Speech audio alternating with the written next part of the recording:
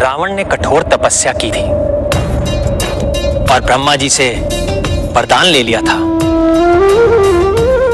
कि उसे देवता, दैत्य, गरुड़, नाग, यक्ष आदि कोई भी न मार सके।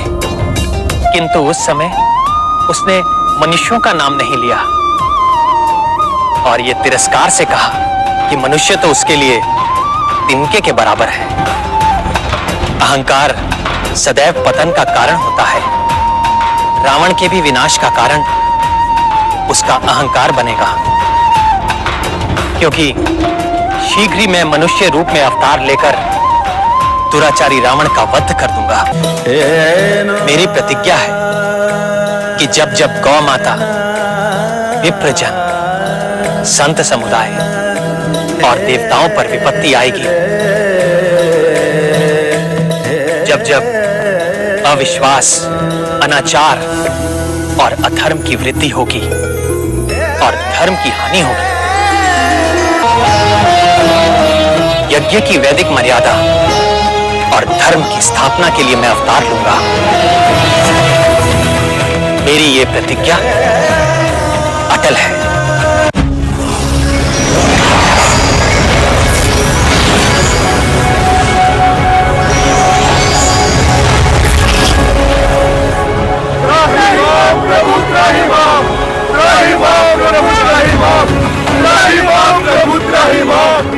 भगवान, एक विकराल अंधकार समस्त सृष्टि को आच्छादित करना चाहता है। अपनी असामान्य शक्तियों के बल पर एक राक्षस ने तीनों लोकों को अपने अधीन कर लिया है प्रभु। संपूर्ण संसार के जीवों में हाहाकार मचा हुआ है प्रभु।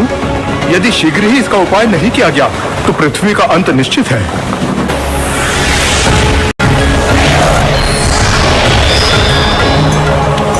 प्रणाम प्रभु। जिस दुराचारी के अत्याचार से सर्वत्र हाहाकार मचा हुआ है, वो कोई और नहीं अपितु महादेव का ही सबसे बड़ा भक्त रावण है। हम पर कृपा करें प्रभु। पापों का नाश करने वाले नारायण हमारी सुध लें प्रभु।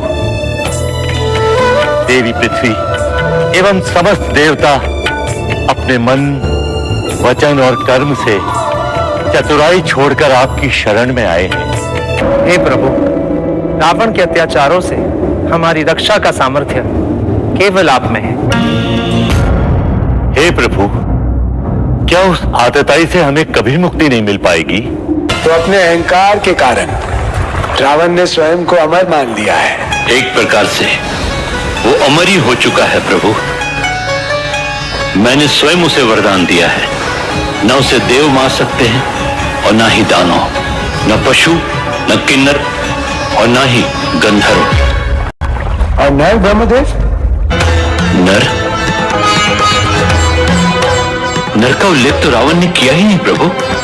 उसे लगता है कि एक नर के हाथों उसकी मृत्यु हो, ऐसा असंभव है। और आपको क्या लगता है ब्रह्मदेव?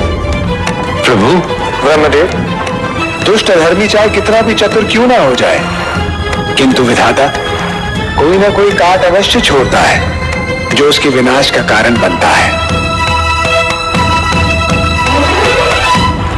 रावण की मृत्यु का कारण मेरा ही नर अवतार होगा, मेरा राम स्वरूप, मेरा राम। ब्रह्मदेव, आपके वरदान का मान रखने के लिए मैंने मानव रूप में अवतार लेने का निर्णय तो ले लिया है, किंतु रावण का वध करने के लिए मुझे कुछ ऐसे कार्य करने होंगे जो मनुष्य के लिए संभव नहीं है, और मैं स्वयं मानवता की मर्यादा का उल्लंघन नहीं कर पाऊंगा। इसलिए मुझे सहायक के रूप में एक ऐसी महाशक्ति की आवश्यकता होगी जिसका ब्रह्मांड में कोई तोड़ ना हो। केवल धर्म की स्थापना और अधर्म के विनाश से ये सृष्टि नहीं चलती ब्रह्मदेव। ब्रह्मास्त्र से बड़ी शक्ति क्या हो सकती है प्रभु? महादेव, महादेव।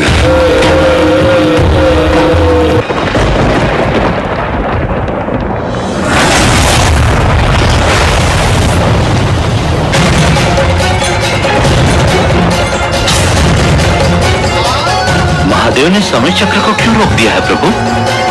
आइए ब्रह्मदेव, स्वयं महादेव से पूछ लेते हैं।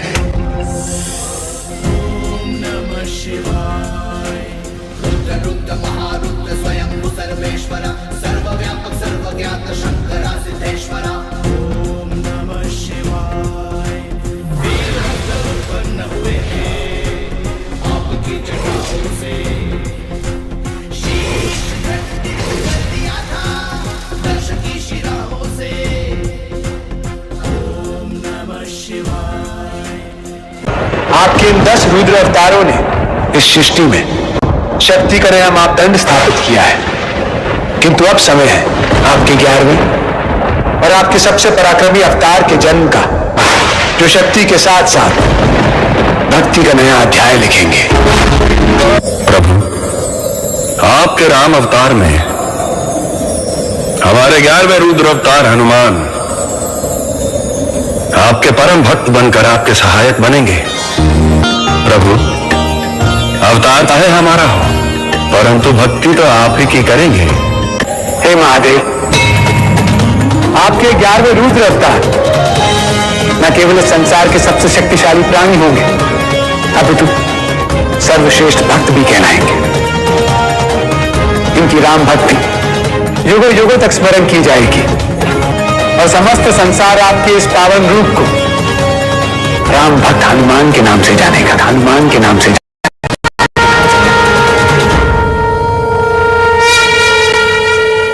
वर्षों पहले की बात है मित्र, महान कोसल राज्य में रघुवंशी राजा दशरथ का शासन था। महातेजस्वी राजा दशरथ अपनी 3 रानियों के साथ राजधानी अयोध्या में रहते थे। हर सुख था उनके जीवन में, संतान सुख के अतिरिक्त। विधाता ने उन्हें संतान सुख से वंचित कर रखा था। इसके लिए उनके राजगुरु आचार्य वशिष्ठ ने पुत्रेष्टि यज्ञ की सलाह दी।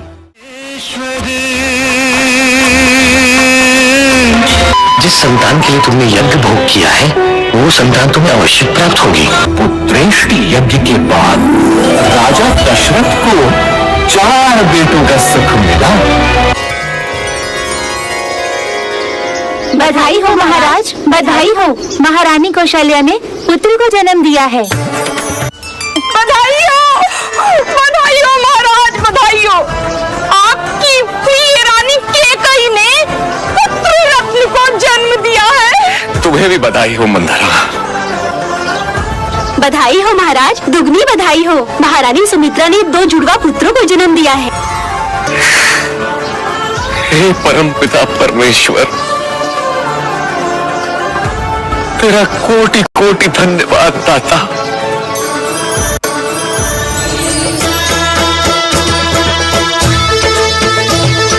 दशरथ महाराज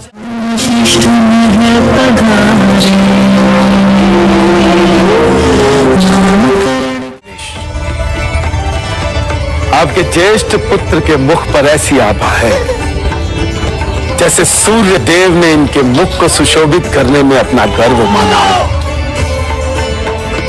उनकी मुस्कुराहट में चंद्रमा सी शीतलता है।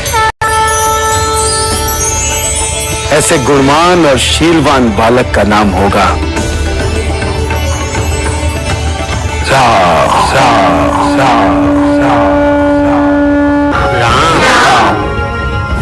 अर्थात सुंदर, सबको मोह लेने वाला, सबके मन को शांति देने वाला एक नाम राम।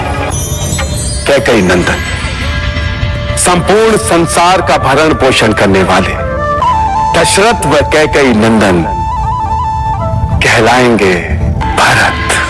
भरत भरत। अब सुमित्रा नंदन अग्नि के ताप को अपने भीतर समाये हुए शुभ लक्षणों के धाम कहलाएंगे लक्ष्मण। लक्ष्मण और इनके जुड़वा भ्राता, जिनके स्मरण मात्र से ही शत्रुओं का नाश हो जाएगा, उनका नाम होगा शत्रुघ्न। शत्रुघ्न सत्य, कर्तव्य, उत्तरदायित्व व नीति के मार्ग पर चलते हुए आदर्श पुरुष कहलाएंगे। जय श्री राम, जय जय श्री राम।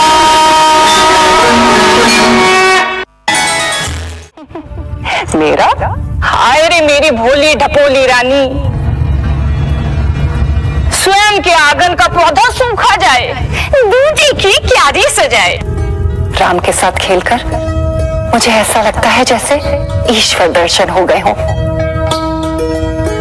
ईश्वर का क्या करोगी? तुम्हारा संसार तो मेरे भरत में ही दिखेगा। भरत में मन लगाओगी तो ईश्वर को भूल जाओगी, और तू यदि राम में मन लगाएगी तो अपने आप ही को भूल जाएगी। बुरी दृष्टि लगे मेरी इन दोनों के प्रेम को।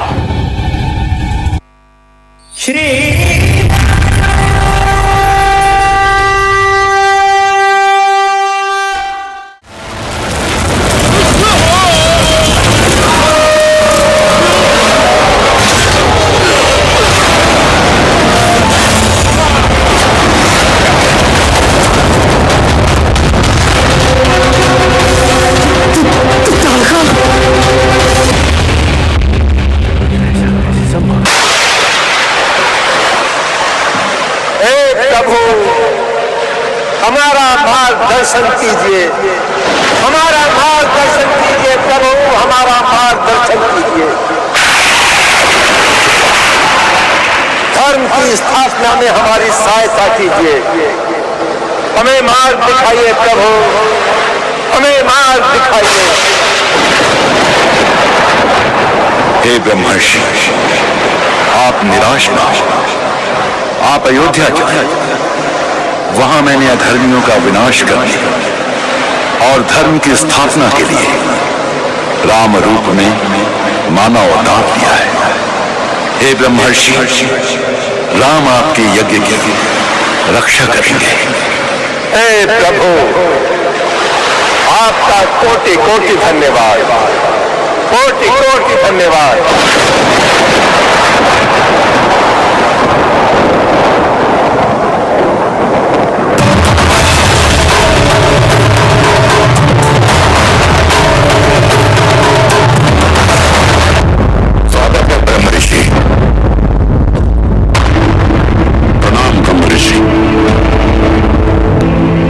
यदि आपके स्वागत सत्कार के लिए किसी भी प्रकार की भूल हो जाए तो क्षमा कर दीजिएगा। स्वागत सत्कार की कामना से नहीं आया हूं मैं महाराज दशरथ, मैं तो आपसे कुछ मांगने आया हूं। अवश्य ब्रह्म ऋषि, आदेश करें, मैं क्या सेवा कर सकता हूं? संकोच करके मुझे लज्जित ना करें। एक बहुत बड़ा संकट आया है हम ऋषियों पर, उसी को दूर करने के लिए मैं आपसे सहायता मांगने आया हूं। मैं वचन देता हूं कि मैं आपको निराश नहीं करूंगा। आप निसंकोच करें, जो मांगेंगे वो आपका।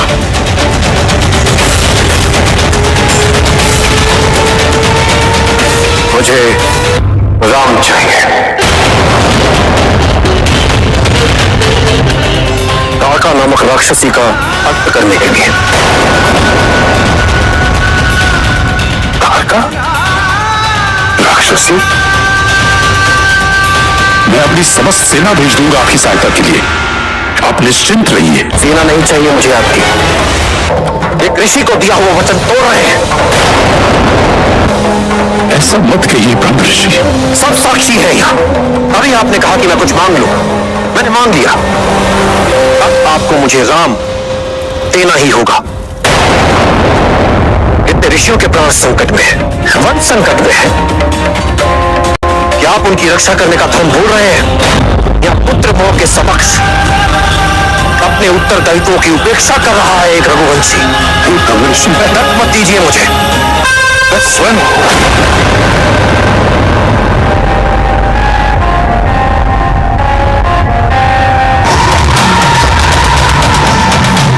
राम को मांगने आए। ऐसा लग रहा है कि मैं आया हूं।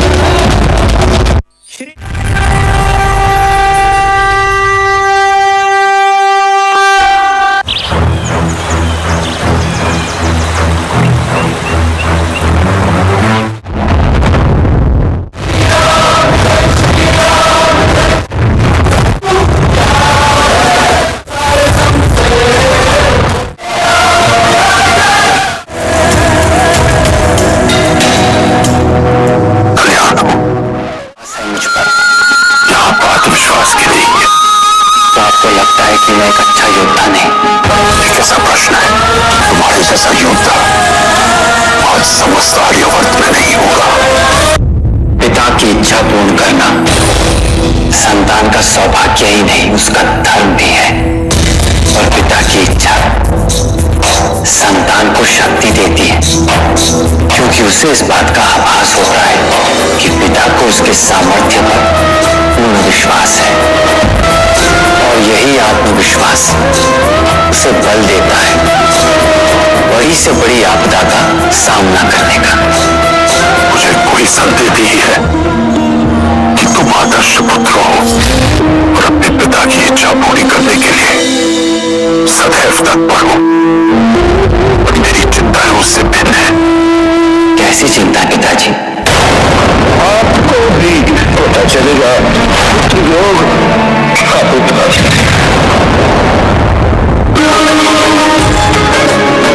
वचन आपने दिया है पिताजी, तो इसे मैं अवश्य पूर्ण करूंगा। सकल सुखानि सक्षम काम मर्यादा पुरुषोत्तम सूर्य शिरोमणि आज्ञाकारी दशरथ नंदन संयमधारी प्रीत सदा से चलती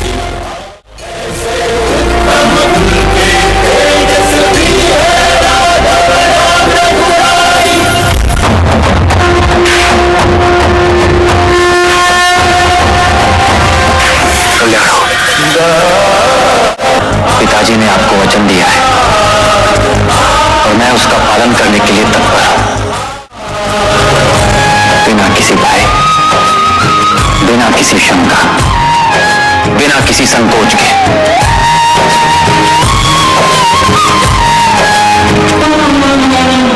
जय बाबा पुत्र।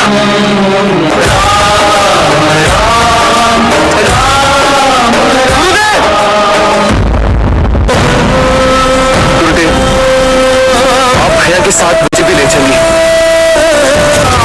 गुरुदेव, राम भैया जैसा योद्धा नहीं हूं, और वो मेरे बिना कहीं भी जाए ये मेरे लिए अकल्पनीय है। जन्म से लेकर आज तक जीवन का हर पल मैंने भैया के साथ बिताया है। यदि तुम्हारे पिता अनुमति दे तो तुम हमारे साथ चल सकते हो। मुझे प्रसन्नता होगी यदि दोनों भाई एक साथ रहे।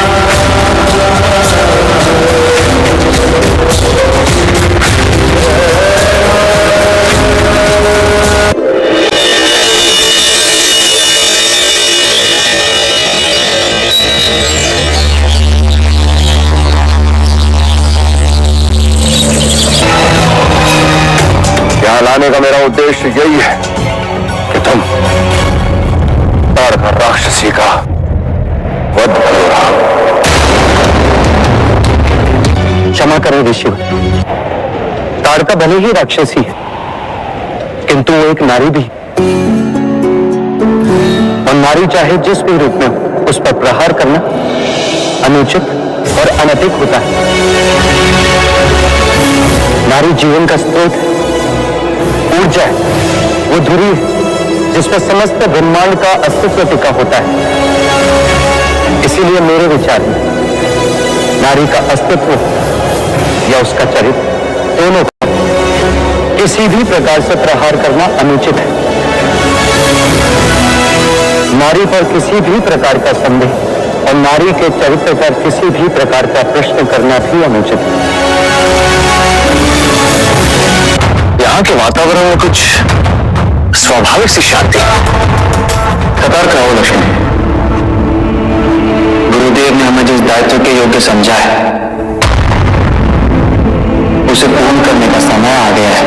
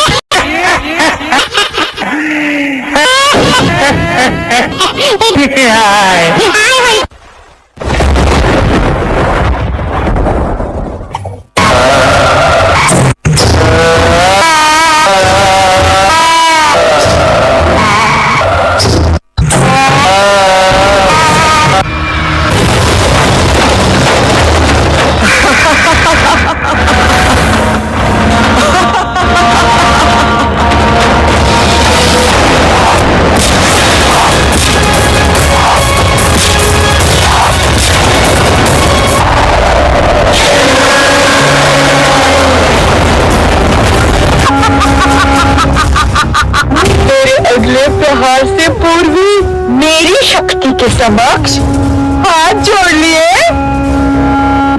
मैंने अपने हाथ नारी की शक्ति के सामने जोड़े, क्योंकि नारी सर्वशक्तिमान है और नारी से ही पुरुष का अस्तित्व है।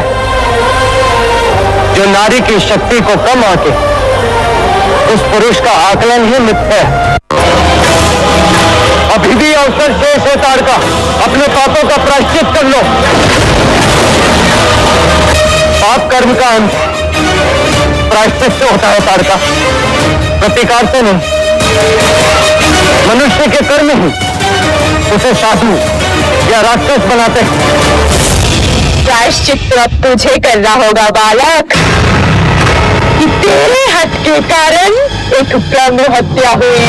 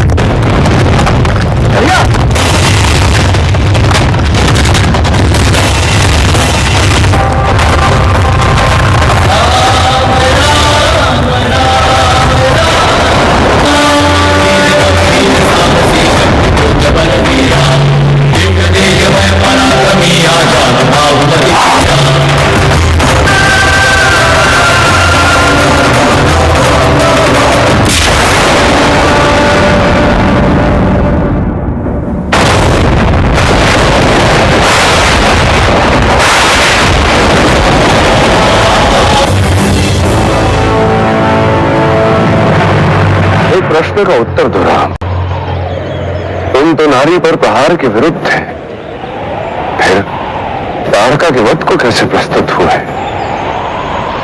नारी केवल शरीर नहीं होती ऋषिवर, वो एक भाव है, एक मनस्पति, ऊर्जा और संभावना। यदि प्रगति की ओर अग्रसर हो तो देवी, और पथभ्रष्ट होकर वो सर्वनाश को प्रस्तुत हो तो वो राक्षस। तारका की ऊर्जा पथभ्रष्ट हो गई थी और वो सृजन की जगह विनाश ला रही थी।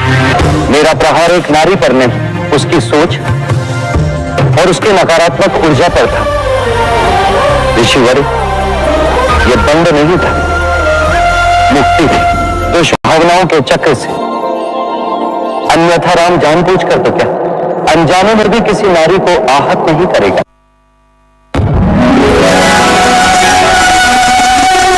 इसके बाद श्री राम और लक्ष्मण को महर्षि विश्वामित्र अपने साथ मिथिला ले गए,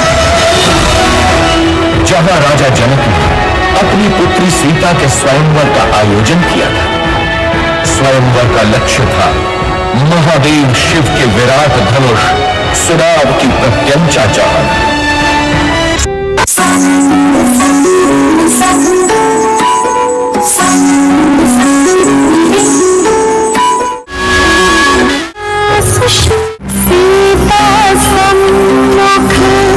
राम जी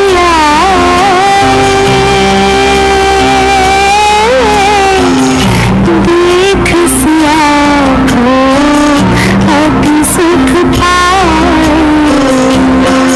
सजन चमक दुलारी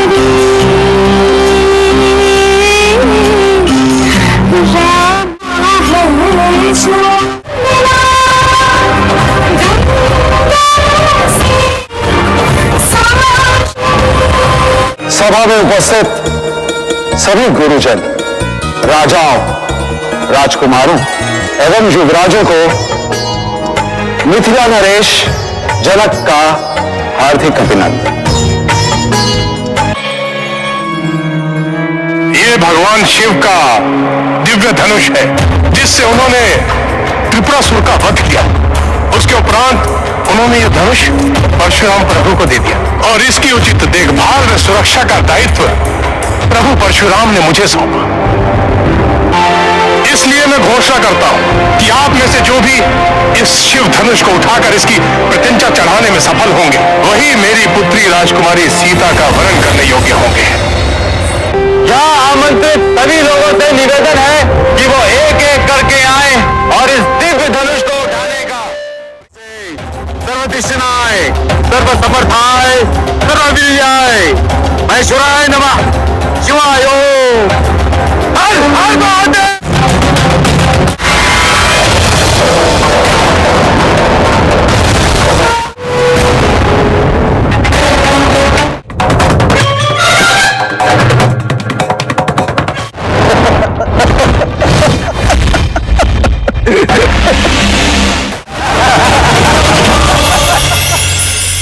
क्या इस संसार में कोई ऐसा नहीं जो इस धनुष को उठा सके, मेरी बेटी को वर सके?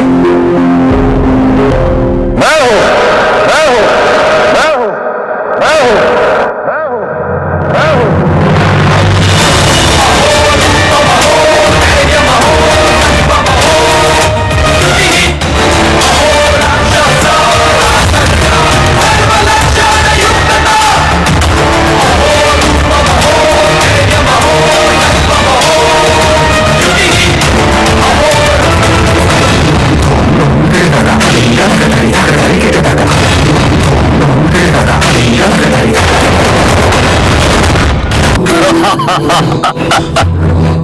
क्या हमारे यहाँ आने में इतना विलंब हो गया कि आपको गुहार लगाकर इन कायरों में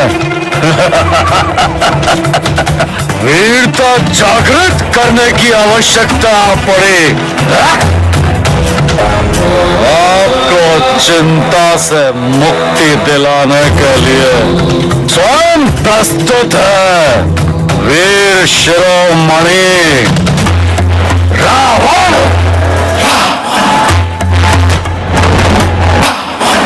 त्रिभुवन विजेता हूं मैं और उस पर महादेव का परम भक्त भी हूं।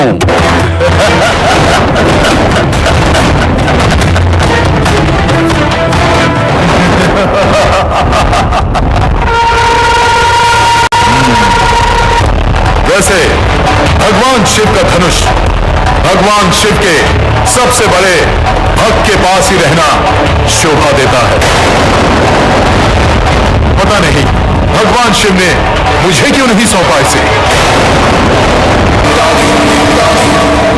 स्पष्ट है कि कोई भी इस धनुष को हिला भी नहीं पाया। चिंतित तो बहुत होगे तुम जनक, है ना, कि इसका विवाह होगा भी या नहीं। मैं प्रत्यंचा चढ़ाकर तुम्हारी इस कन्या को जीत लूंगा। महाशक्तिशाली लंकेश, यहाँ सभी अधीर हैं उस क्षण के साक्षी बनने के लिए जब आप भगवान शिव के इस महाधनुष को उठाकर उस पर प्रत्यंचा चढ़ा देंगे। उसके पश्चात किसी को कोई संदेह नहीं रह जाएगा आपकी भक्ति पर।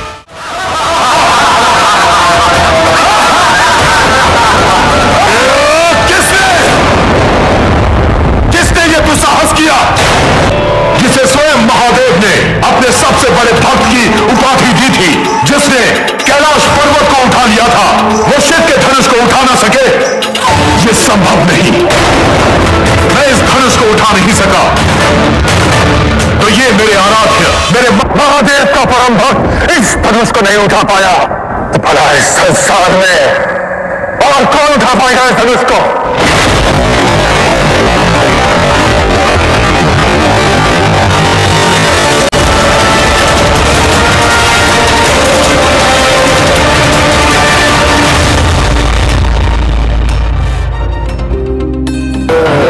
ये ज्ञात तो हुआ कि कोई नहीं है इस आर्यवर्त में जो इस धनुष को उठा सके। कोई नहीं है ऐसा। महाराज जनक! क्षमा करिए राजा, पर ऐसा कहकर आप मेरे भैया की उपेक्षा कर रहे हैं।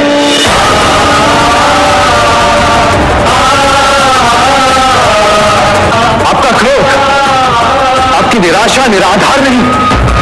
पर क्या क्रोध में इस बात का स्मरण नहीं रहा आपको? यहां पर रघुवंशी भी उपस्थित है। लक्ष्मण, क्षमा कर दीजिए मुझे भी, पर जहां मेरे भैया हो वहां ऐसी अनुचित बात में सहन नहीं कर सकता। यहां पर उपस्थित राजवंशों के सामर्थ्य से मैं परिचित नहीं हूं, पर इतना अवश्य कह सकता हूं कि पूरे आर्यवर्त में मेरे भैया जैसा कोई नहीं यहां। लक्ष्मण शांत, क्षमा कीजिए मुझे भी, जरा दीजिए। राजा ऋषि जनक, मैं आपके कथन से असहमत नहीं कि इस सभा में उपस्थित कोई भी राजा इस धनुष को उठाने का सामर्थ्य नहीं रखता। किंतु जब प्रश्न आपने मनुष्य के पुरुषार्थ पे उठाया है, उसके उत्तर में मैं आपसे निवेदन करता हूं कि महादेव के इस धनुष को उठाने का एक अवसर मेरे शिष्य राम को दिया जाए।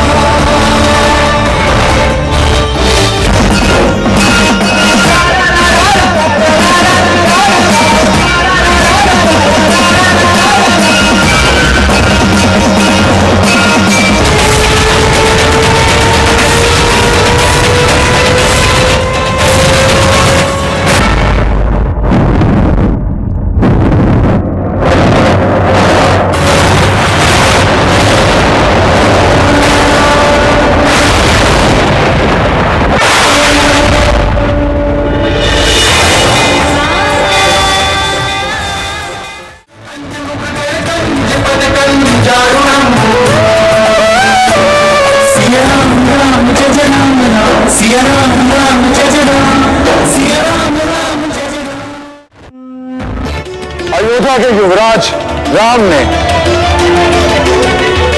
असंभव को संभव कर दिखाया, अर्थात नियम अनुसार मेरी पुत्री सीता का विवाह राम से हो।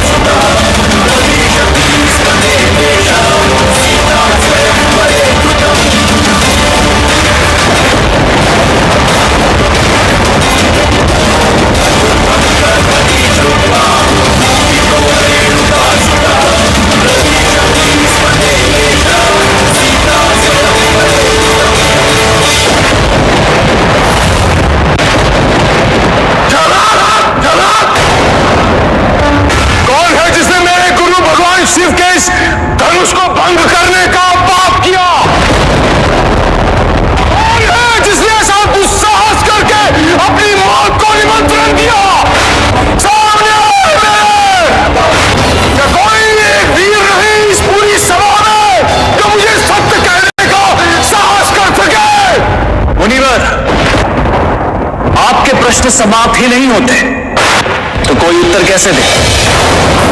और इतने क्रोधित भी हैं आप। कौन है ये मूर्ख बालक जो नहीं जानता कि मैं कौन हूं?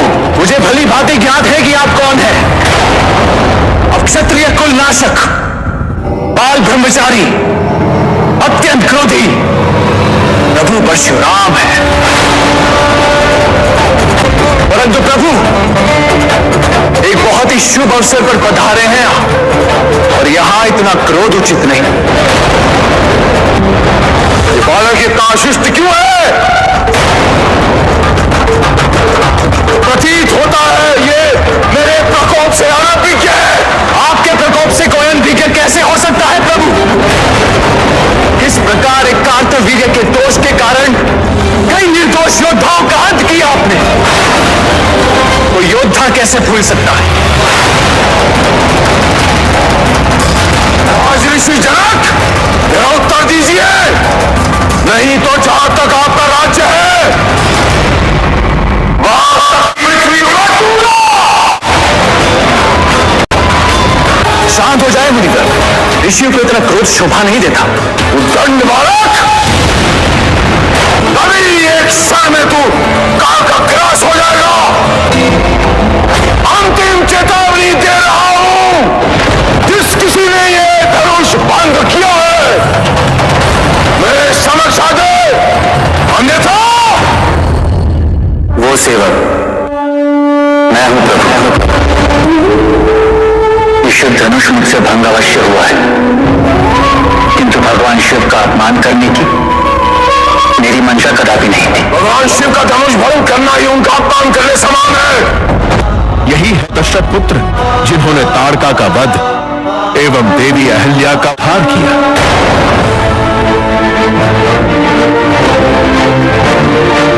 आशीर्वाद दीजिए प्रभु। आयुष्मान, बड़ी विनम्रता से भ्रमित नहीं होने वाला मैं।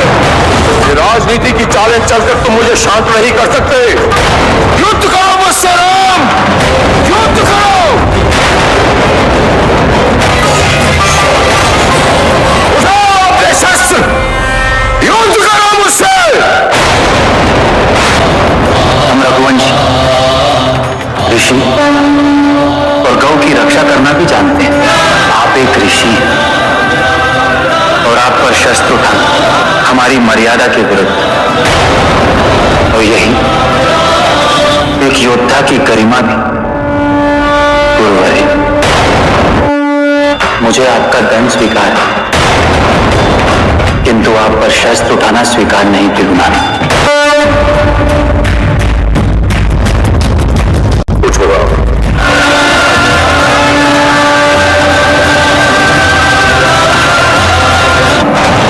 सारंग धनुष है,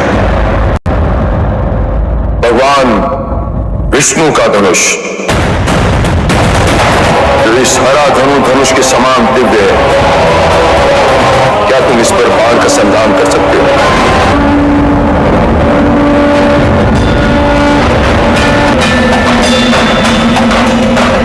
शुक्लांबरधरं विष्णु शशिवर्णं चतुर्भुजं प्रसन्नवदनं ध्यायेत् सर्वविघ्नोपशान्तये। विद्याय परमात्मने सदैवरूपरूपाय विष्णवे सर्वजिष्णवे। शत्रुओं को संताप देने वाले वीर, मुझे आपकी वास्तविकता का बोध हो गया है। मुझे ज्ञात हो गया है कि आप ही अविनाशी देवेश्वर विष्णु। योद्धा यदि एक बार बाण का संधान कर ले तो उसे चलाना आवश्यक है। आदेश कर इस बाण को कहां चला? तुम्हारा और मेरा मिलन अकारण नहीं है राम। तुम विनम्रता और धर्म परायणता के आदर्श। इस पृथ्वी पर तुम्हारे आगमन के अनेक उद्देश्यों में से एक उद्देश्य ये भी है राम कि तुम मुझे मेरे क्रोध से मुक्त कराओगे। तुम्हारे द्वारा मुझे शांति मिले ये पूर्व निर्धारित है। अतः ये बाण उत्तर दिशा में स्थित मेरे पुण्य लोकों पर चला दो।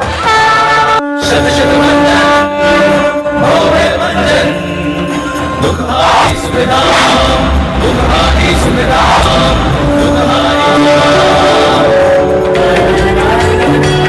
धन्य है सीताराम, धन्य है सीताराम। अतः अब मेरे जाने का समय आ गया है।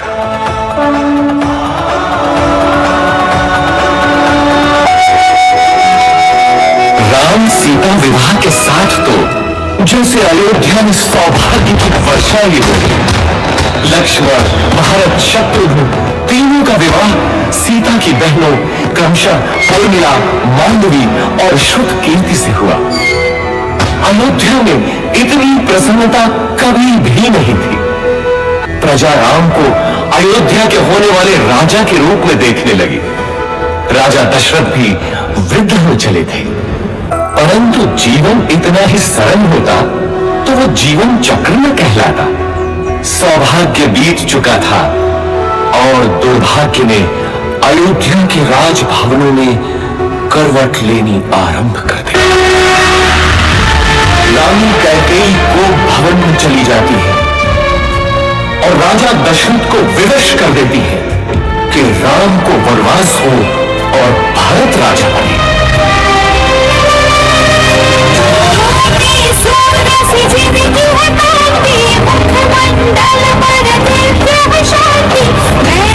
पुरुषों में पुरुषोत्तम है, मर्यादा में सर्वोत्तम है।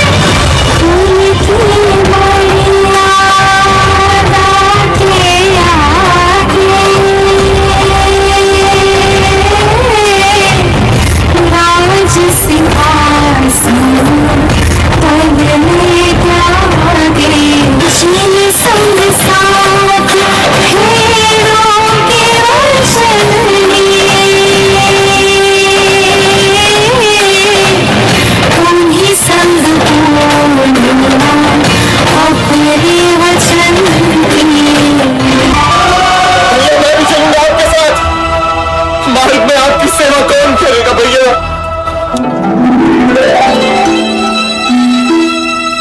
श्री राम राम राम, श्री राम राम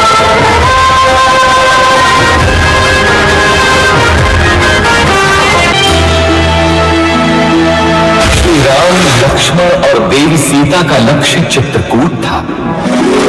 माझी केवट ने उन्हें गंगा पार कराई। ऐसा भक्त कि तीनों के पैर धोए नौका में चढ़ाने से पहले चित्रकूट के मनोरम वातावरण में तीनों अयोध्या का दुख भूल गए। लेकिन दुर्भाग्य अभी भी अयोध्या में ही मंडरा रहा था। महाराज दशरथ ने पुत्र वियोग में प्राण त्याग दिए। घटनाएं तीव्र गति से घटती गई। पुण्यात्मा भरत ने अपनी माता कैकेयी के षड्यंत्र को स्वीकार नहीं किया। वो श्री राम को अयोध्या वापस लाने के लिए चित्रकूट पहुंचा। धर्मात्मा राम अपनी बात में दृढ़ रहे तो भरत भी कम नहीं निकला। वो श्री राम की चरण पादुका ही अपने साथ ले अयोध्या का राज सिंहासन श्री राम के ही चरणों के नीचे था।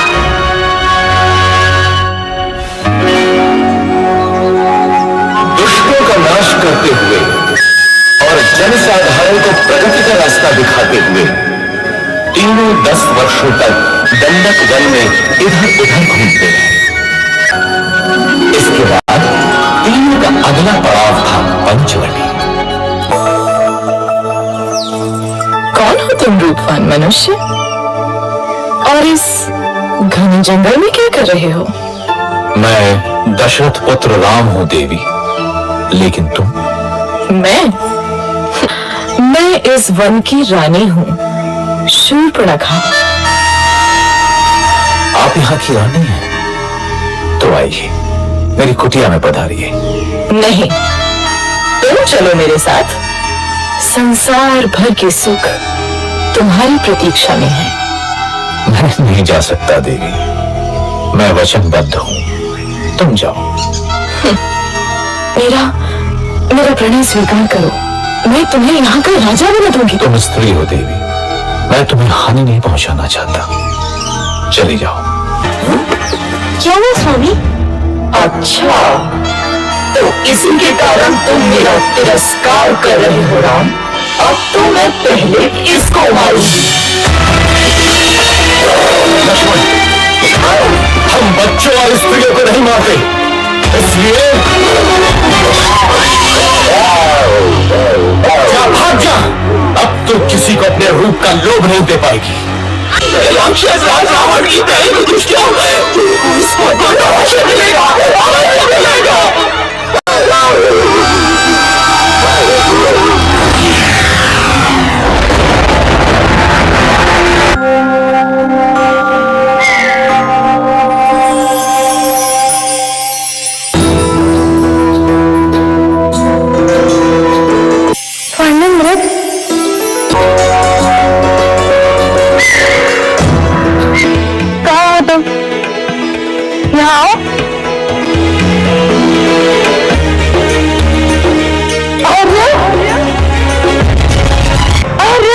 सीते, क्या बात है सीते?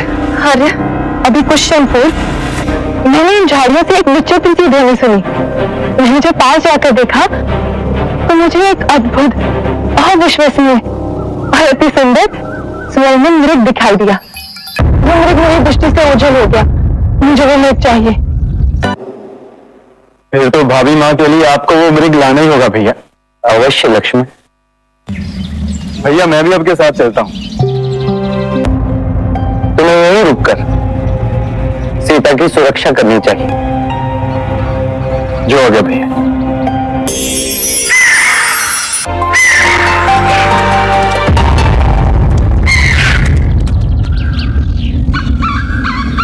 लक्ष्मण,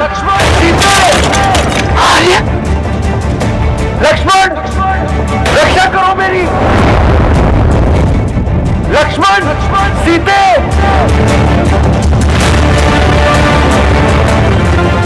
लक्ष्मण, सुना तुमने? तुम्हारे भैया तुम्हें पुकार रहे हैं। अवश्य वो किसी संकट में है। जाओ, जाकर उनकी सहायता करो। किंतु भाभी माँ, आपकी रक्षा का दायित्व मुझे राम भैया ने दिया है। मैं आपको अकेला छोड़कर कैसे जा सकता हूँ? लक्ष्मण, सीते। लक्ष्मण, तुम अपने भैया की सहायता करने जाओ, अन्यथा मैं स्वयं जा रही हूँ। उचित है भाभी माँ, आपके आदेश का पालन होगा, किंतु भैया के आदेश की अवहेलना नहीं होगी।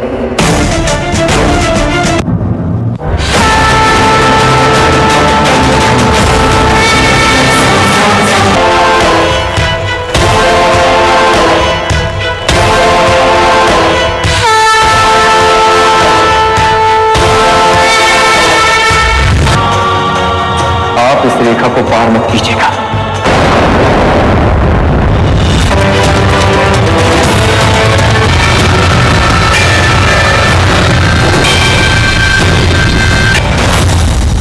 दोनों ही भाइयों को मायावी मृग से भटका दिया मैंने।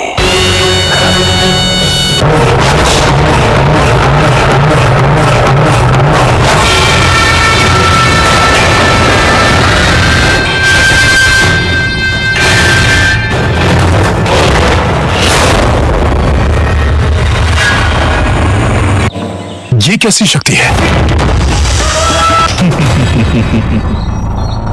मैं तो इस रेखा के भीतर नहीं जा सकता, किंतु सीता तो बाहर आ सकती है। अलग निरंजन भिक्षाम देहि।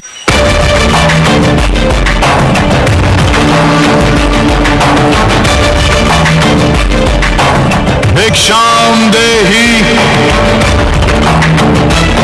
भिक्षाम देहि, भिक्षाम देहि।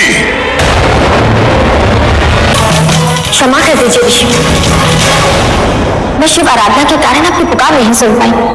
भिक्षाम देहि। अभी लाई ऋषिवर।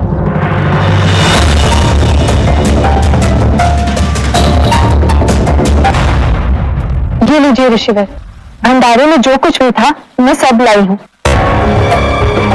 आप इसे ग्रहण करने की कृपा करें। आइए।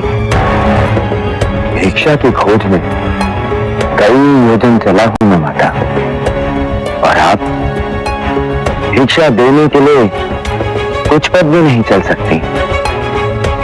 एक वनवासी स्त्री में इतना अभिमान कैसे? वैरागी हूं मैं देवी, किसी के घर में प्रवेश ना करने की शपथ ली है मैंने।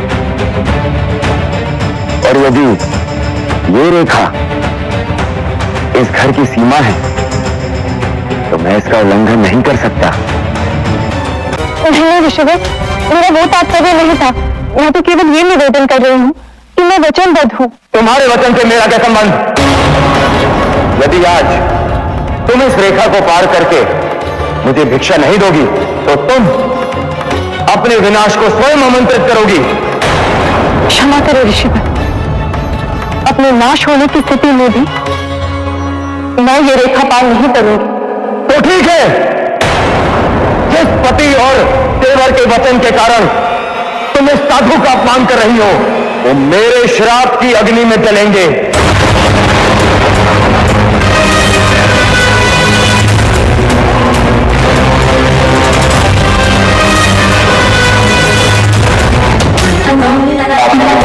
ये आपके पुत्र तुल्य तेवर लक्ष्मण की रेखा, कितनी भी विकट परिस्थिति हो इस रेखा को पार नहीं करेंगे।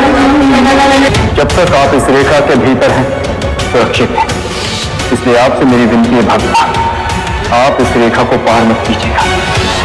मैं उन्हें श्राप देता हूं कि रुक जाइए ऋषिवर, अपने परिवार की सुरक्षा से बढ़कर मेरे लिए और कुछ नहीं। आपको भिक्षा देने के लिए मैं ये रेखा पार करूंगी।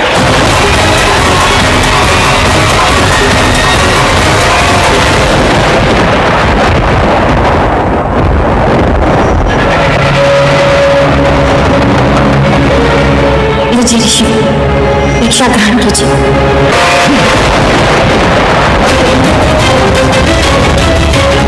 ये क्या किया ऋषिवर आपने? अभी कुछ नहीं किया है, अब करूंगा। तेरा हरण।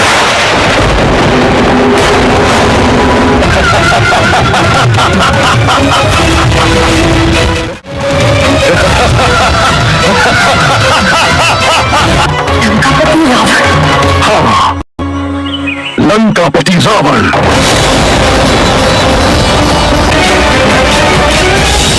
अधर्मी रावण, तुमने एक स्त्री के साथ छल करके अच्छा नहीं किया। अब लंका चलो, वहीं तुम्हारा बाकी का निर्णय होगा। रघुनंदन, रघुनंदन।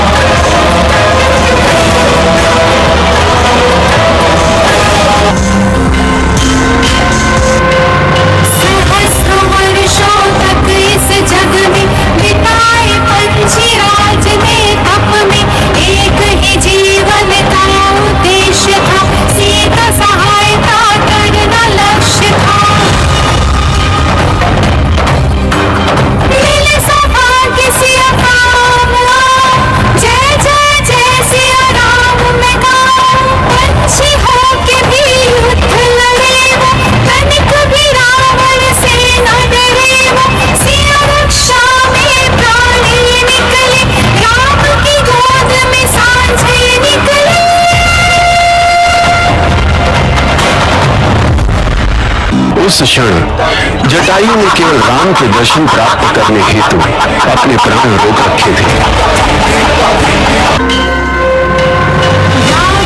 राम जी ढूंढे सिया को, मन में न पाए सिया को। लक्ष्मण माते पुकारे, राम विसरे सीते द्वारे।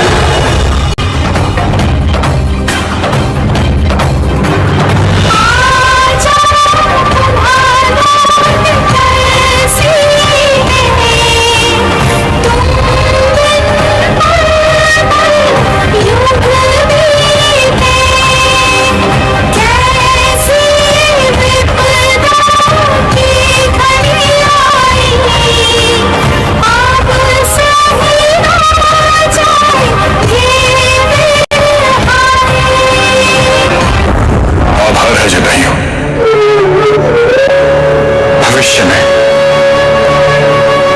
के इस बलिदान को संसार सदैव स्मरण करेगा।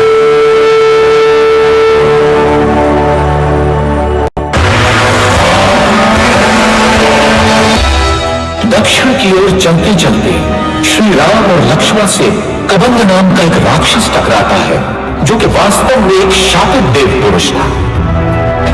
कबंध द्वारा बताई राह पर चलते हुए वे मतंग ऋषि के आश्रम में पहुंचते हैं, जहां शबरी उनकी प्रतीक्षा कर रही। अद्भुत नारी थी वो फीलनी। स्वयं चख कर मीठे बेर उसने दोनों भाइयों को खिलाए।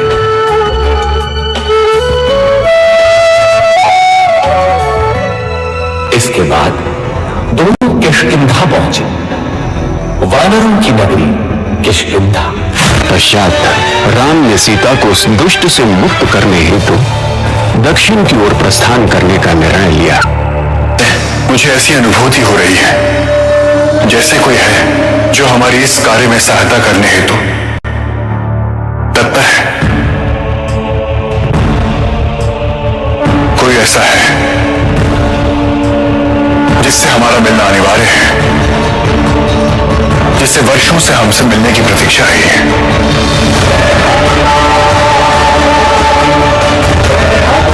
किंतु उससे मिलने का उचित समय अब आया है लक्ष्मण।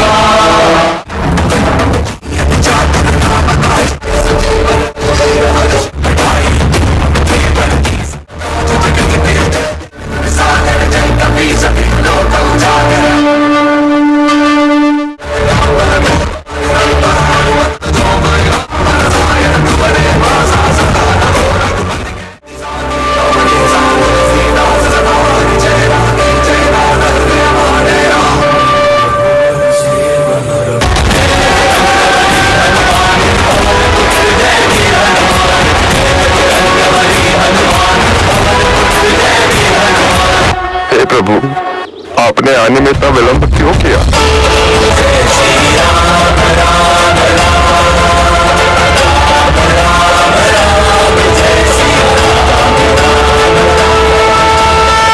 हे प्रभु, आपने इस सेवक को गले से लगाया, यह तो आपकी महानता है। मां सीता की रक्षा के लिए मेरा जीवन न्यौछावर भी हो जाए तो मैं खुद को धन्य समझूंगा प्रभु। आज से मेरा जीवन आपकी सेवा में ही व्यतीत होगा प्रभु। उस पर्वत के शिखर पर वानर राज सुग्रीव का निवास है। उनको आपकी सहायता की उतनी ही आवश्यकता है जितनी आपको उनकी। श्री सामंत श्री सुग्रीव जी से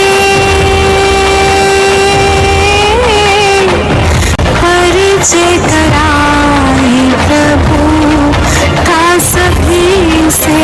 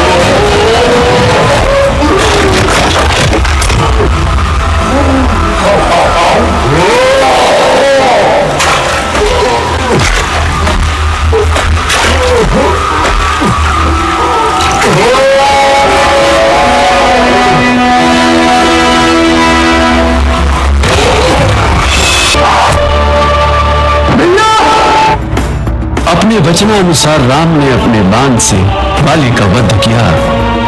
मृत्यु से पूर्व उन्होंने वाली को अपने दुष्कृत्यों से परिचित भी करवाया। वाली ने अपनी भूल स्वीकार कर अपने पापों का प्रायश्चित किया।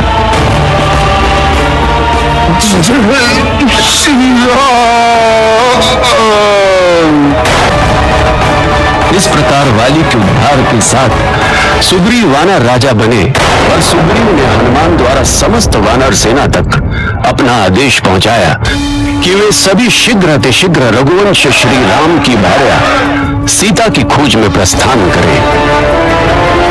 वानर सेना को सीता की खोज में जो आभूषण प्राप्त हुए थे, उन्हें देखते ही राम ने उन्हें सीता के आभूषण जानकर सहर्ष पहचान लिया।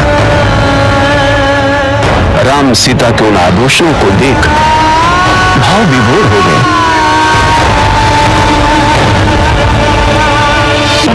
नल, नील और अन्य वानर तो रावण पर आक्रमण करने हेतु तत्पर थे, किंतु राम ने निवेदन किया कि वे युद्ध से पूर्व अपने दूत के रूप में हनुमान को भेजेंगे।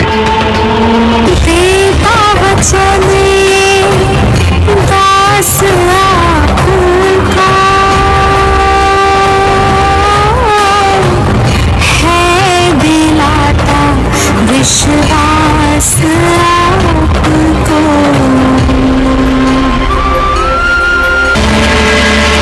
हनुमान राम की अंगूठी लेकर समुद्र तट की ओर अग्रसर हुआ, किंतु समस्या ये थी कि हनुमान को अपनी शक्तियों का बोध न था। अपने समक्ष पहले भव्य महासागर को पार कर अपने प्रभु राम के संदेश को लंका तक कैसे ले जाया जाए, इस प्रश्न ने हनुमान को अत्यंत व्याकुल कर दिया। तुम में किसी भी समुद्र को पार करने की शक्ति सदैव उपस्थित रहना। तुम ज्ञानियों के ज्ञानी हो, तुम नीतिवानों के नीतिज्ञ हो, तुम बजरंग हनुमान हो। अवश्य में सबसे लंबी छलांग तुम्हें ही लगानी है। जय श्री राम।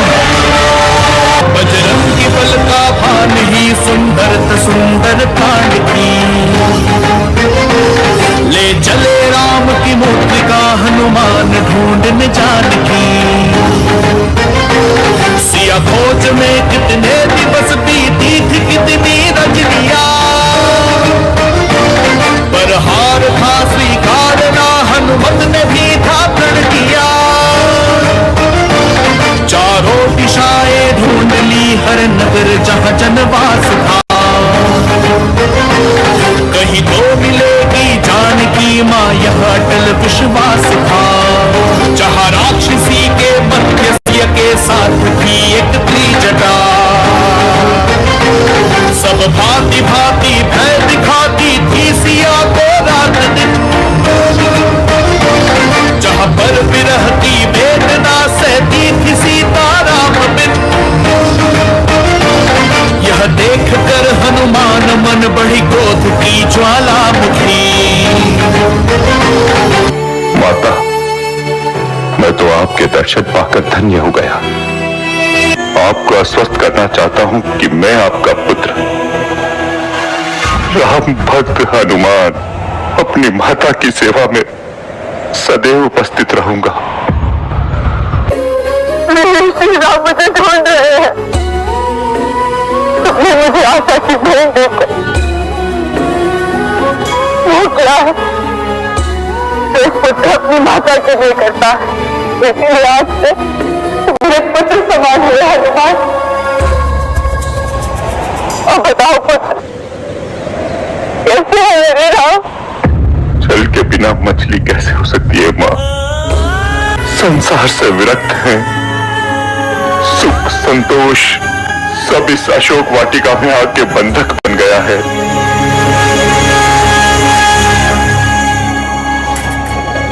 कितना भी दुख और नहीं सहना माता, चलिए आप मेरे साथ। आप दोनों की पीड़ा का अंत अभी और इसी क्षण हो सकता है। चलिए माता।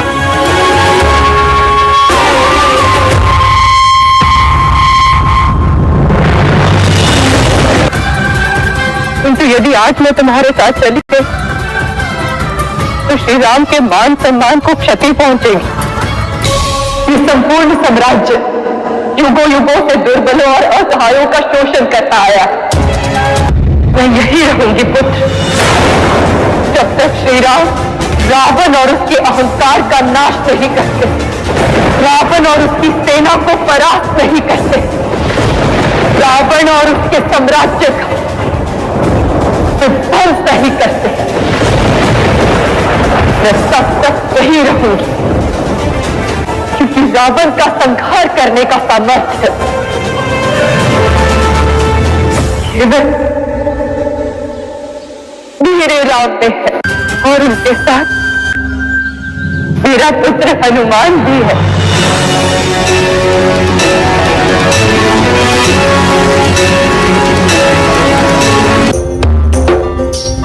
वो क्या है माता कि जब से आपकी खोज में निकला हूं, एक क्षण भी विश्राम नहीं किया मैंने, ना भोजन, 100 योजन की छलांग लगा के आया माते, बाधाएं पार की, ये सब करने से थोड़ी भूख जग गई माते। आप आज्ञा दे, मैं अपने भोजन का प्रबंध स्वयं कर लूंगा। ठीक है पुत्र।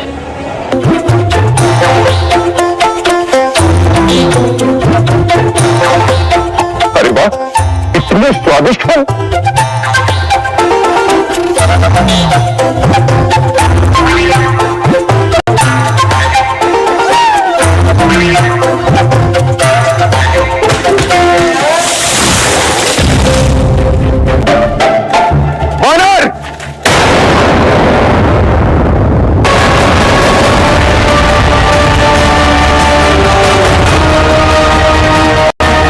मेघनाद ने अंतिम प्रयास स्वरूप ब्रह्मास्त्र से हनुमान पर प्रहार किया, किंतु उसे ये ज्ञात न था कि मेरे वरदान के कारण मेरे अस्त्र से भी हनुमान की मृत्यु होना संभव नहीं। किंतु हनुमान मेरे अस्त्र का मान रखने हेतु मूर्छित हो गया और उसे रावण के दरबार में बंदी बनाकर ले जाया गया। वीर है रघुवीर है, रणधीर मेरे राम है, दीन बंधु कंज लोचन कोटि उनके नाम है। श्री राम सीताराम सीताराम सीताराम राम, पुरुषोत्तम है, नारायण के नर अवतार है, धर्म के पर्याय हैं, ब्रह्मांड के भरतार हैं। श्री राम भक्त कृपाल है, वो पापियों के काल है, सर्वशक्तिमान दीनानाथ दीन दयाल है।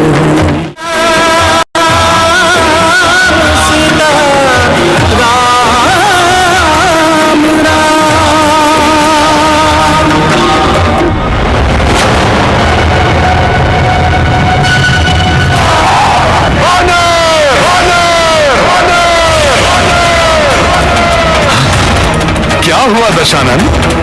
राम धुन में राममय होते होते रुक क्यों गए?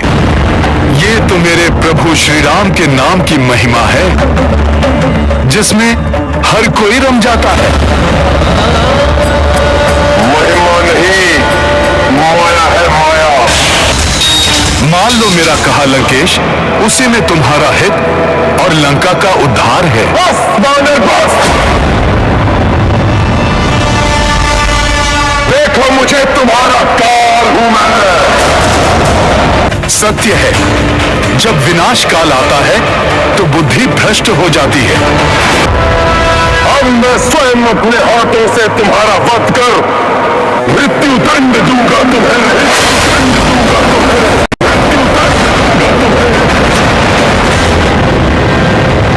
हट जाओ विभीषण। रावण ने हनुमान को मृत्युदंड देना चाहा, किंतु विभीषण ने उसे दूत हत्या कर युद्ध नीति के उल्लंघन न करने का अनुरोध किया। रावण ने अपने अहंकार में समस्त लंका वासियों के समक्ष हनुमान की पूंछ जलाने का आदेश दिया। वानर को उसकी पूंछ सर्वान का प्रिय होती है। इस दुष्ट की पूंछ में आग लगाकर इसे नगर में घुमाओ।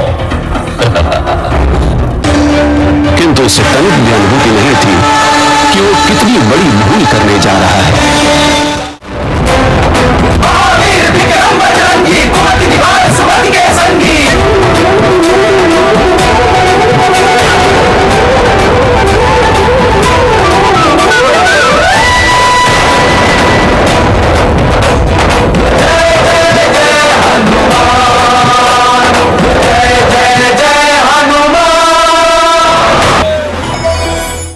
चूड़ामणि? लक्ष्मण, सीता की चूड़ामणि कैसी है मेरी सीता? देवी सीता सब कुशल है और रात दिन आपके आने की राह देखती है। महाराज तनिक भी विलंब न करें, अन्यथा 2 माह बाद रावण सीता माता को मार देगा।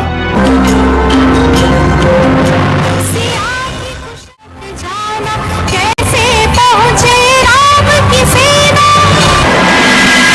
सम्मुख विशाल सागर पसरा, देख पाए न कोई दूसरा। हे सागर देव रास्ता दीजे, राम कहे विनती सुन लीजे।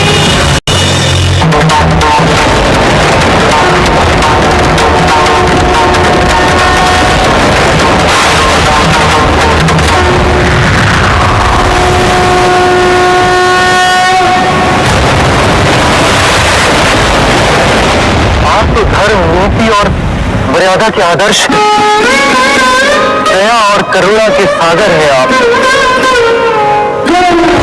मैं आपको समुद्र पार जाने का मार्ग बताने के लिए तैयार हूं। कृपया मुझे ऐसा निर्जन और जीव जंतु रहित स्थान बताएं जहां मैं इसे छोड़ सकूं। यहां से उत्तर दिशा की ओर ब्रह्मकुल नाम का एक विशाल पर्वत है। अत्यंत भयानक और पाप कर्म करने वाले असुर रहते हैं।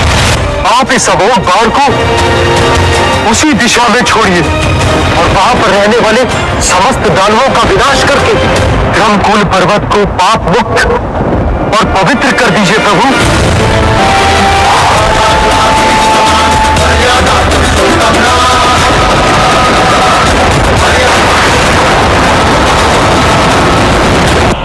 श्री राम, वानरों में नल और नील नाम के 2 वानर योद्धा हैं जो विश्वकर्मा की संतानें हैं। आप उनकी सहायता से सेतु का निर्माण कीजिए।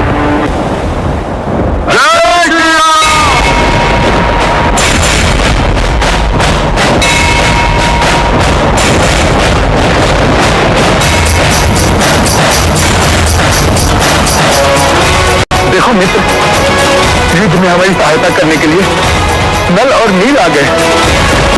मैं सेतु और वानर सेना का भार वहन करूंगा। अब मुझे आज्ञा दीजिए प्रभु। राम की सेना का हर परिश्रम, राम से तुमको देखा गया क्रम। राम की सारी सेना मिलके की निर्माण राम से के, ऐसी है राम के नाम की महिमा, ऐसी है श्री राम की महिमा। हार न माने जो संकट में, रचता वही इतिहास जगत में। राम से तो निर्माण उदाहरण, नहीं था लक्ष्य वो कोई साधारण। मन में जिनके दृढ़ निश्चय है, एक ना एक दिन उनकी विजय है। अपने भाई को छोड़कर शत्रु का पक्ष लेता है। मैं लंकाधिपति रावण तुझे लंका से निर्वासित करता हूँ। भाग जा कुलद्रोही, नहीं तो अभी मारा जाएगा। अस कहीं चला विभीषण जब ही, आयुहीन भये सब तब ही। मैं रावण का भाई हूँ। उसने जो कृत्य किया है उसके लिए मैं लज्जित हूँ। इसीलिए धर्म और अधर्म के इस महायुद्ध में मैंने आपका साथ देने का निर्णय लिया है प्रभु। कि रावण के विरुद्ध इस धर्म युद्ध में मैं आपकी सहायता कर सकूं।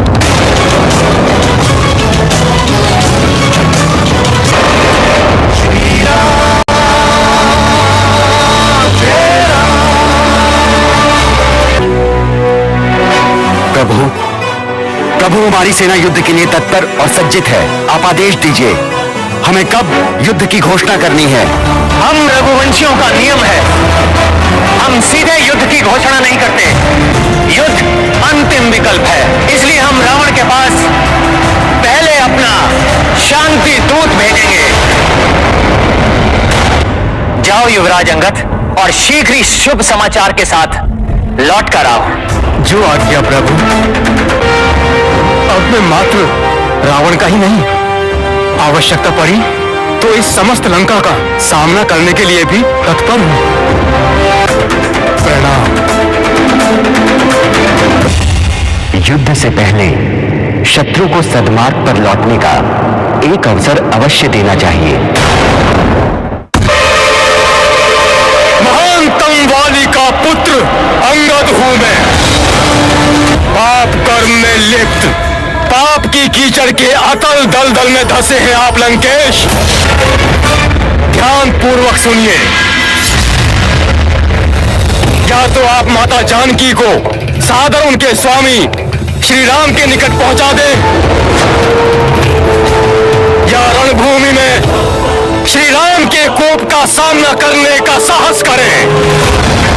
रक्षा कर लीजिए अपनी और अपनी लंका की। देर होने के पूर्व ही संभल जाइए लंकेश। अपनी जीवा पर नियंत्रण रखो वानर। मित्र के पुत्र हो, इसलिए अभी तक यहाँ जीवित खड़े हो, अन्यथा अभी यही पृथ्वी में गाड़ देता तुम्हें। आपकी दया से नहीं, मैं यहाँ अपने प्रभु श्री राम के बल पर खड़ा हूँ। रणभूमि में प्रभु श्री राम की शक्ति का सामना करने के पूर्व उनके नाम की अपार शक्ति से परिचय कर लीजिए लंकेश। किष्किंधा का युवराज और रामदूत होने के नाते मैं ये घोषणा करता हूं, यदि इस राक्षस सभा में उपस्थित किसी भी योद्धा ने मेरे इस पांव को अपने स्थान से हिला दिया, तो मैं ये वचन देता हूं, ये मेरी ही नहीं, स्वयं मेरे प्रभु श्री राम की भी पराजय होगी, जिसके परिणाम स्वरूप प्रभु श्री राम बिना युद्ध किए अपनी समस्त सेना के साथ लौट जाएंगे। मुझे गाड़ना तो दूर, यहाँ लंका की इस राज सभा में किसी में इतना सामर्थ्य नहीं कि वो मेरा पांव अपने स्थान से डिगा भी सके। जय श्री राम।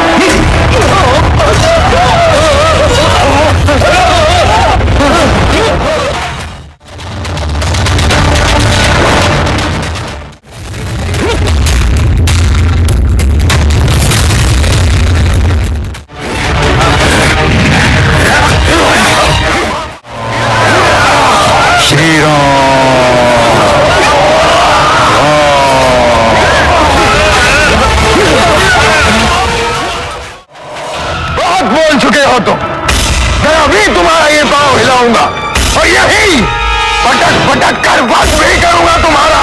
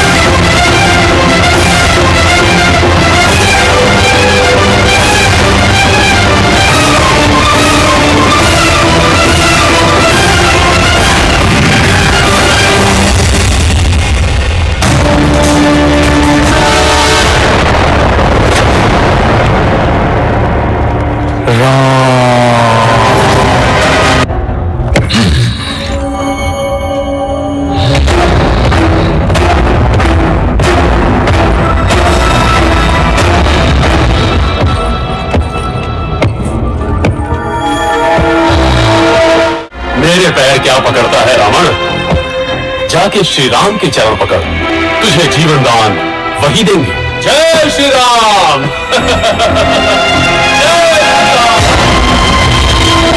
ईश्वर की शक्ति का साथ हो तो बड़ा से बड़ा योद्धा भी घुटने टेक देता है। श्री राम, दंभी रावण युद्ध ही चाहता है। राम की संधि ठुकरा के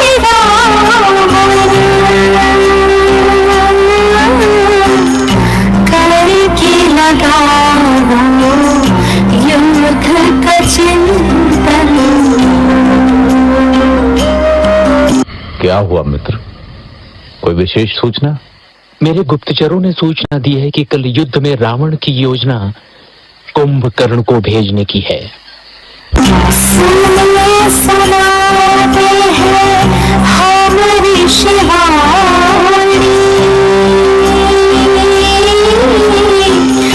रामायण की आगे कहानी, कुंभकर्ण दानवों की कहानी।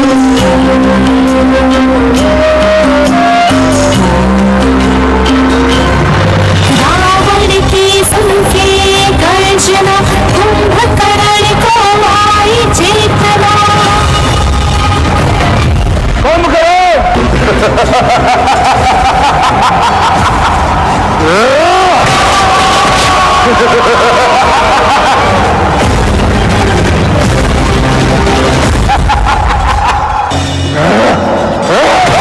पीछे नहीं हटूंगा मैं, कुंभकर्ण हूं मैं।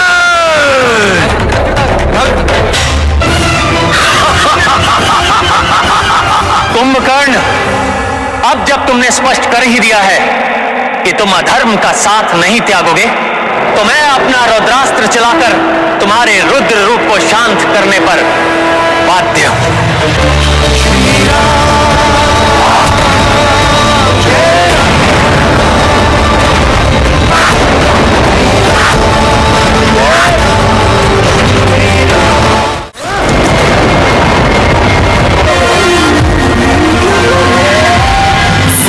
सुनाते हैं हम ऋषिवाणी, योद्धा मेघनाद की कहानी।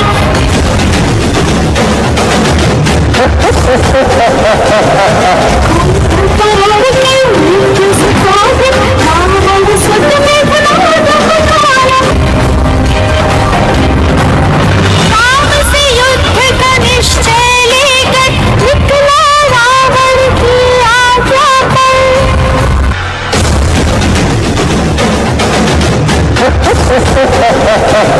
आज्ञा पिता की मांग के मेघनाद लक्ष्मण से फिर लड़ने आए। लक्ष्मण के संग मुखर शब्द आग फिर कर चल भायो। माया जीवा छल से खेला, इंद्रजीत पर जीत रहायो।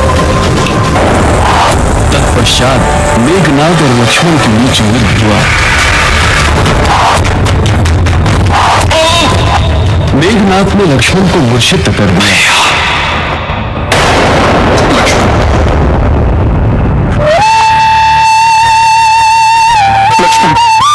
लक्ष्मण अपने प्रभु को दुखी देखकर महावीर हनुमान संजीवनी बूटी लेने गए। शीश को भय शोक में श्री राम थे, रोई देख प्राण प्यार को उनके भी विचलित प्राण थे। और समस्त द्रोणागिरी पर्वत उठाकर ले आए। भाव से पहले पाश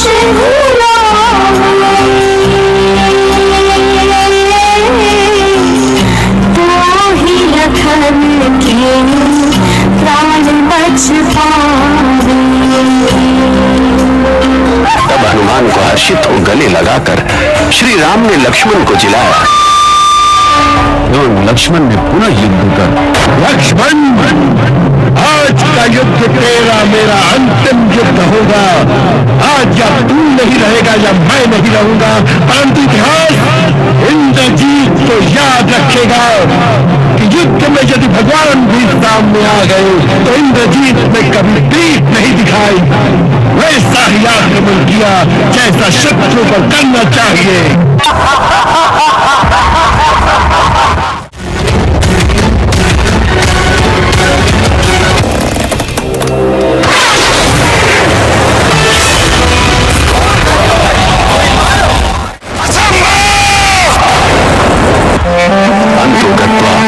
रावण ने स्वयं युद्ध भूमि पर आने का निर्णय लिया।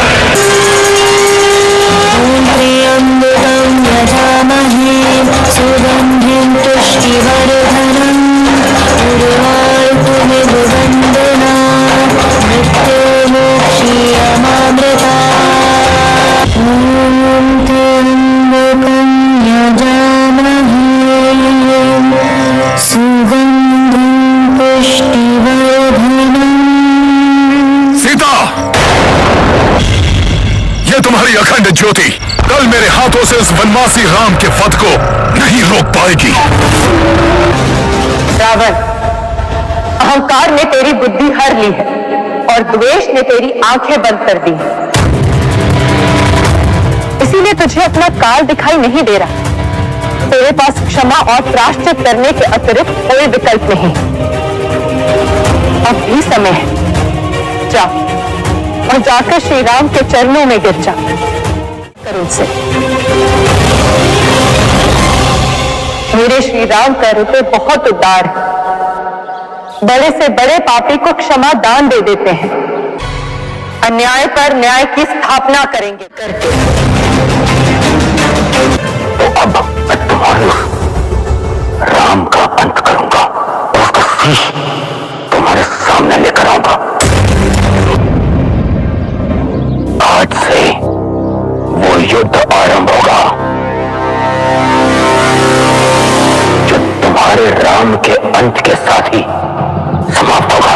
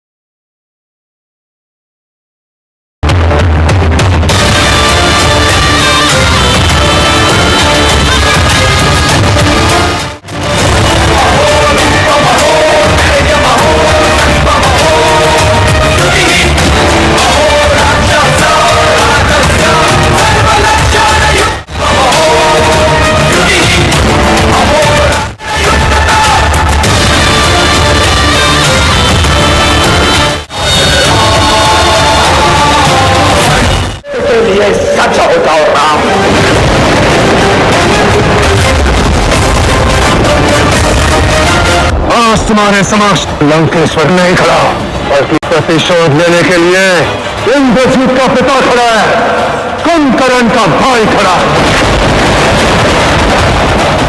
महरी लंका का स्वामी खड़ा है। ए अहंकारी रावण, आज तेरा अंत निश्चित है। निर्दोष सीता का अपहरण करके जो पाप तूने किया, उसका दंड तुझे मिलकर रहेगा।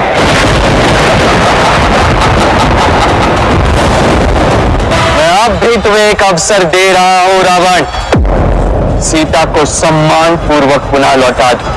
रावण को तुम्हारे दया की आवश्यकता नहीं है। और माफी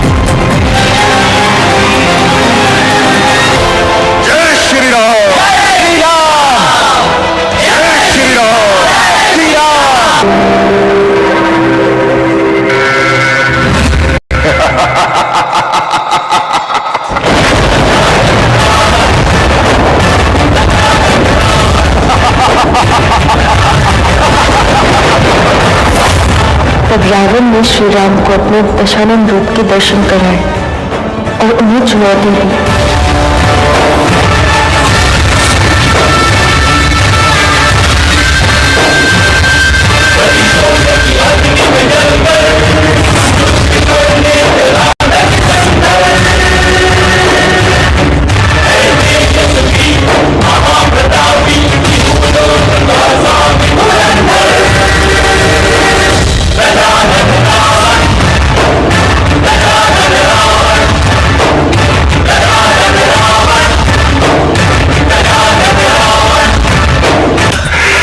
नारायण आरंभ से ही अंत जानते हैं, किंतु एक भक्त की परीक्षा ले रहे हैं।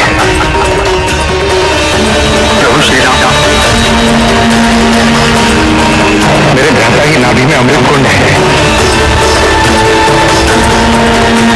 उस कुंड पर बाण चलाई गई है, तभी इस युद्ध का अंत होगा। तेरे इस विश्वासघाती कृत्य को केवल मैं ही नहीं, अपितु आने वाले सभी युग स्मरण करेंगे।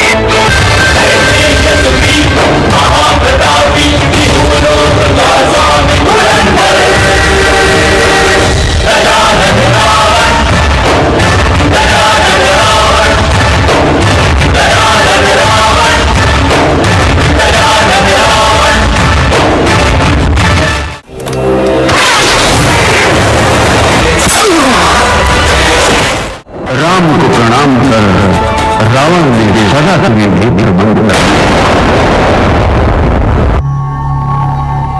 कि ये सब मोक्ष को प्राप्त हो रहे हैं, किंतु बात पाप और पुण्य से कहीं अधिक है। ये कथा सदैव रावण के अहंकार के लिए जानी जाएगी, जिससे लोग युगों युगों तक यही संदेश सीखेंगे कि ज्ञान समझ का स्रोत नहीं होता है। ज्ञान के साथ साथ व्यक्ति का अहंकार से मुक्त होना भी आवश्यक है, क्योंकि व्यक्ति का अहंकार केवल उसके पतन का कारण ही नहीं, अपितु उसके साथ साथ बहुत से लोगों के अंत का कारण बनता है। स्मरण रखना रावण, तुझे मैंने नहीं, तेरे अहंकार ने मारा है।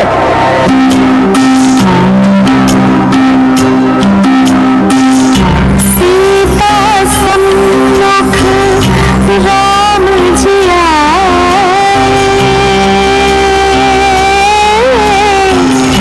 देख सिया को अति सुख पाए, सजल नैन से जनक दुलारी,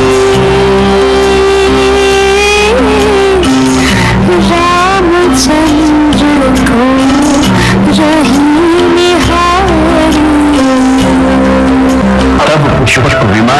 राजकर राम, सीता व लक्ष्मण अयोध्या लौटे और इस प्रकार रावण का अंत हुआ और शुभारंभ हुआ राम का राज्य। राम राज्य।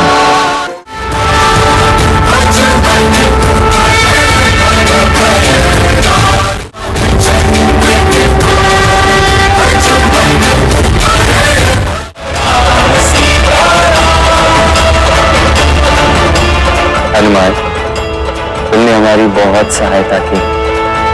मैं तुम्हें कुछ देना चाहता हूं। कहो तुम्हें क्या चाहिए?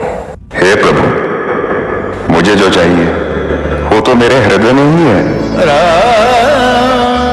क्या है तुम्हारे हृदय में?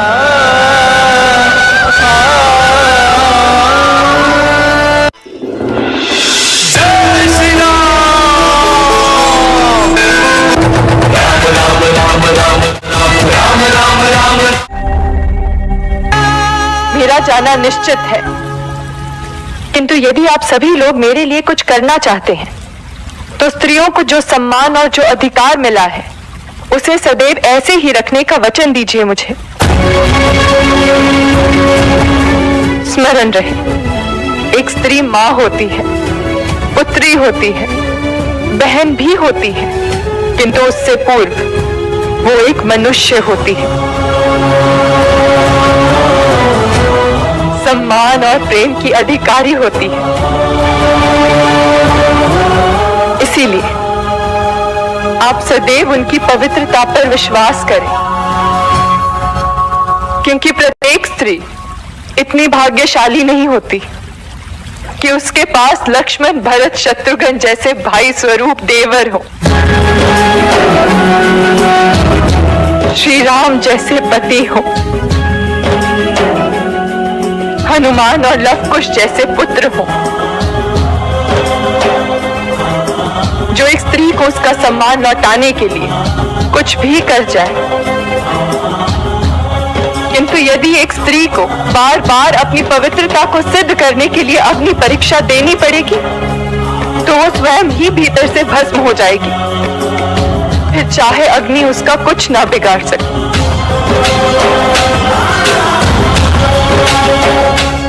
इसीलिए मेरी आपसे विनती है, अपने जीवन में स्त्री को भय या आतंक ना दें, उन्हें सदैव प्रेम और सुरक्षा दें, और फिर देखना अयोध्या के ही समान आपका जीवन और ये धरती सुख संपन्नता से सज हो जाएगी।